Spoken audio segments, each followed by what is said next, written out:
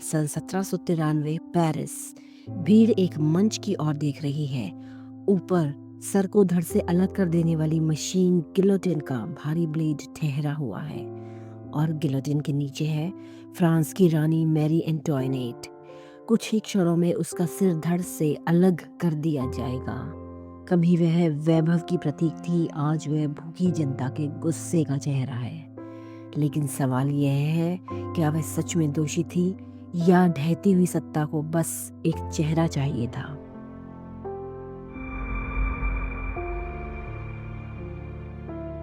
Mary एंटोइनेट का जन्म Austria के शाही परिवार में हुआ था। वह एक राजकुमारी थी और उनकी शादी भी एक राजनीतिक गठबंधन का हिस्सा थी। उस समय यूरोप कई शक्तिशाली साम्राज्यों में बटा हुआ था। शादियां सिर्फ रिश्ते नहीं बनाती थी, वे सत्ता का संतुलन भी तय करती थी। सिर्फ 14 वर्ष की उम्र में उन्हें फ्रांस भेज दिया गया। उनकी शादी हुई फ्रांस के युवराज लुई 16वें से।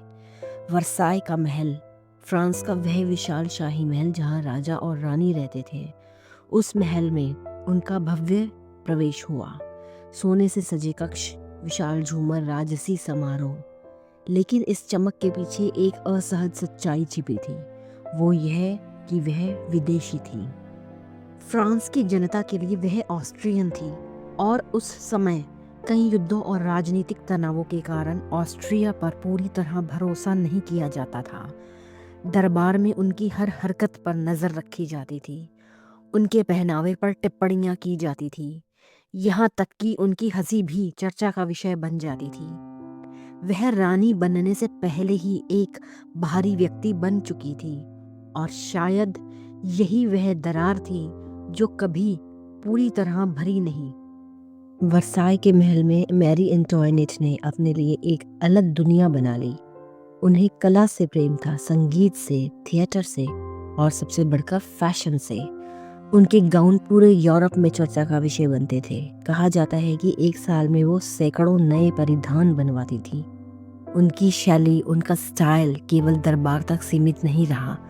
राजधानी पेरिस के अभिजात वर्ग की महिलाएं उनके हेयर स्टाइल, उनके गाउन के डिज़ाइन और यहाँ तक कि उनके आभूषणों की नकल करती थीं।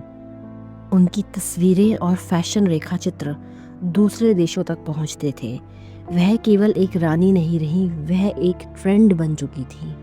लेकिन जैसे जैसे उनकी लोकप्रियता फैशन की दुनिया में बढ़ी, वैसे वैसे आम जनता के बीच उनकी छवि और भी विवादित होती चली गई। वर्साई के पास उन्होंने अपना एक निजी आश्रय, एक भव्य महल बनवाया, पैटी ट्रियनॉन, एक छोटा सा अपेक्षाकृत शांत परिसर जहां वह औपचारिक दरबारी जीवन से दूर समय बिताती थी, क्वालिटी टाइम। वहाँ संगीत, नाटक और निजी समारोह यानी पर्सनल गेट टुगेदर होती थी। वह एक रानी से अधिक एक स्वतंत्र व्यक्ति की तरह जीना चाहती थी, अपनी मन मर्जी की बेपरवाह जिंदगी। लेकिन महल की दीवारों के बाहर फ्रांस एक अलग सच्चाई से जूझ रहा था। देश कर्ज में डूबा था, सालों के युद्धों ने खजाना खाली कर दिया था। कर व्यवस्था असंतुलित थी और आम जनता पर बोझ लगातार बढ़ता ही जा रहा था। रोटी महंगी हो रही थी, असंतोष फैल रहा था। ऐसे समय में वर्साई की चमक और निजी विलासिता भूखी और करों से दबी जनता को और भी चुभने लगी। लेकिन सवाल ये है, जब पूरा सिस्टम डगमगा रहा हो तो दोष आखिर किसके सर मढ़ा जाए?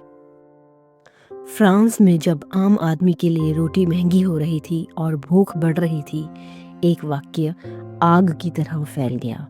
कहा गया, रानी ने पूछा, अगर उनके पास रोटी नहीं है तो वे केक क्यों नहीं खा लेते?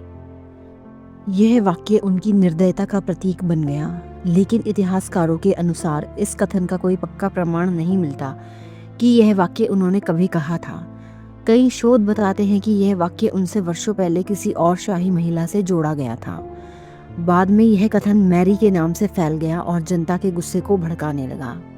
यह वही समय था जब फ्रांस में असंतोष धीरे धीरे एक बड़े विस्फोट की ओर बढ़ रहा था, जिसे दुनिया आज फ्रेंच रेवोल्यूशन के नाम से जानती है। लेकिन सच से ज्यादा ताकतवर था उस समय का गुस्सा। जनता को अपने गुस्से का एक चेहरा चाहिए था। और इस वाक़ये ने रानी को उसी चेहरे में बदल दिया। जनता में असंतोष तो पहले से ही था। यह कथन उनकी छवि के ताबूत की आखिरी कील साबित हुआ। चाहे उन्होंने ऐसा कुछ कहा हो या नहीं, यह कहानी उनके नाम के साथ चिपक गई और फिर कभी अलग नहीं हुई। 1780 के दशक के अंत तक फ्रांस की आर्थिक स्थिति गंभीर हो चुकी थी। सालों के युद्धों ने खजाना खाली कर दिया था। अमेरिकी स्वतंत्रता संग्राम में मदद ने देश पर भारी कर्ज डाल दिया था, लेकिन कर्ज का बोझ बराबर नहीं था। कर व्यवस्था ऐसी थी कि आम जनता, किसान और श्रमिक सबसे ज्यादा कर देते थे, जबकि पादरी और कुलीन वर्ग अक्सर विशेषाधिकारों के कारण कर देने से बचे रहते थे। फिर आई रोटी की समस्या। खराब मौसम और महंगाई ने अनाज की कीमतें बढ़ा दी। रोटी, जो आम लोगों का मुख्य भोजन थी, कई परिवारों की पहुंच से बाहर होने लगी। भूख सिर्फ पेट में नहीं रहती, वह गुस्से में बदलती है। पेरिस की गलियों में पर्चे बांटे जाने लगे, व्यंग्य चित्र छपने लगे।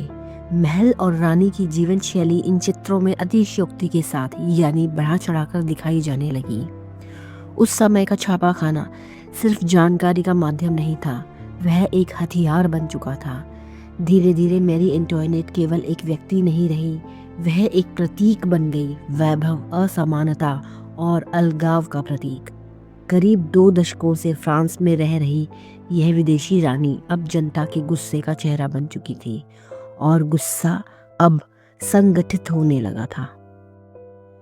लेकिन समय के साथ आरोप केवल विलासिता और फिजूल खर्ची तक सीमित नहीं रहे। अब बात कहीं ज्यादा गंभीर हो चुकी थी। रानी पर देशद्रोह के आरोप लगाए जाने लगे। कहा गया कि वह ऑस्ट्रिया के साथ गुप्त संपर्क में है और फ्रांस के हितों के खिलाफ काम कर रही हैं। लेकिन बात यहीं खत्म नहीं हुई। उन पर व्यक्तिगत और यौन अनैतिकता के आरोप भी लगाए गए। कुछ कहानियां इतनी चौंकाने वाली थीं कि उनका उद्देश्य सच बताना कम और छवि खराब करना ज्यादा लगता था। कुछ चित्रों में उन्हें बेहद अपमानजनक और विकृत रूप में प्रस्तुत किया गया। इतिहासकारों के अनुसार इन आरोपों के पीछे एक कारण और भी था।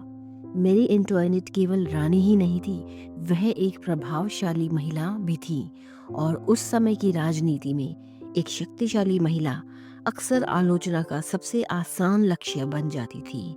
धीरे धीरे सच, अफवाहें और राजनीति सब एक साथ घुलने लगे, और जब ऐसा होता है तो इतिहास की सबसे तेज आवाज अक्सर सच नहीं होती।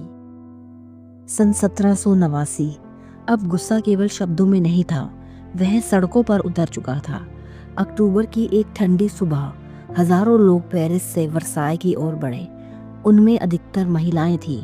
रोटी की कमी से परेशान और क्रोधित भीड़ ने महल को घेर लिया। वर्साय, जो कभी शक्ति और वैभव का प्रतीक था, अब असुरक्षित लगने लगा था। स्थिति तेजी से बिगड़ने लगी। महल के अंदर राज परिवार को अब समझ आ चुका था कि परिस्थितियां बदल चुकी हैं। कुछ घंटों के तनाव के बाद निर्णय लिया गया कि राजा लुई 16वें, रानी मैरी एंटोइनेट और उनका परिवार अब वर्साय में नहीं रहेंगे। उन्हें पेरिस ले जाया जाएगा। लेकिन यह यात्रा राजसी सम्मान की नहीं थी, यह एक तरह की निगरानी थी। राज परिवार को ट्यूलरी महल में रखा गया, जहां वे राजा रानी कम और लगभग कैदी अधिक बन चुके थे। वर्साय का युग यहाँ समाप्त हो गया और फ्रांस का इतिहास एक बिल्कुल नए मोड़ पर पहुंच गया। 1793 क्रांति अब अपने सबसे कठोर चरण में पहुंच चुकी थी। राजा लुई 16वें को पहले ही देशद्रोह के आरोप में मृत्यु दंड दिया जा चुका था। अब बारी रानी की थी।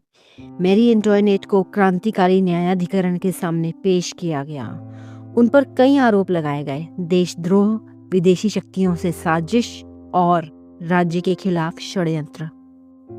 लेकिन मुकदमे के दौरान एक आरोप ऐसा भी सामने आया जिसने सभी को चौंका दिया। उनके ही बेटे लुई चार्ल्स की ओर से उन पर यौन उत्पीड़न का आरोप लगाया गया। इतिहासकारों के अनुसार यह गवाही दबाव में दिलवाई गई थी।